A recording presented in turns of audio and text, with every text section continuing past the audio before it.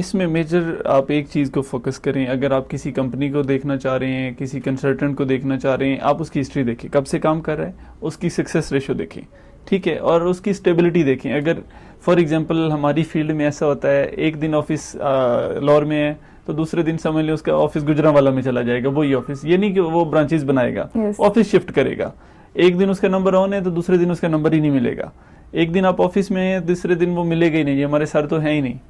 तो इसमें आप स्टेबिलिटी देखें, कब से काम कर रहे हैं, उनकी सक्सेस रेशियो क्या है, उनके रिव्यूज देखें, कैसे लोग हैं, आपको मीटिंग से पता चल जाता है। फॉर एग्जांपल कोई क्लाइंट आता है, इन्फॉर्मेशन लेने आता है, उसको एक ऑफिस का एनवायरनमेंट बता देता है कि ये लोग ओरिजिनल हैं, इन्होंने भागना नहीं है और ये पैसे लेके कहीं नहीं जाएंगे।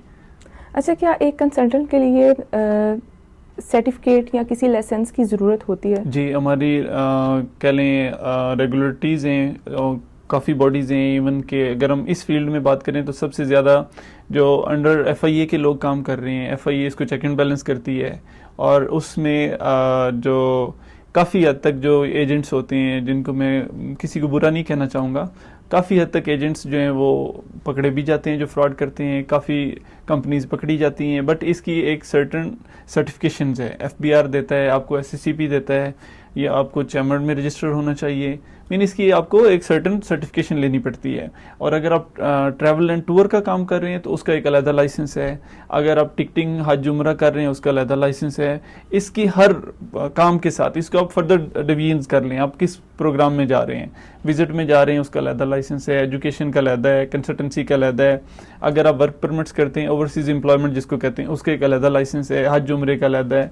तो इसकी प्रॉपर डॉक्यूमेंटेशन है और वो इवन के डिस्प्ले होती हैं। आप किसी भी कंपनी में जाते हैं तो उनके ऑफिस में उनकी सर्टिफिकेशन डिस्प्ले होती है कि ये किस किस बॉडी से ऑथराइज्ड हैं।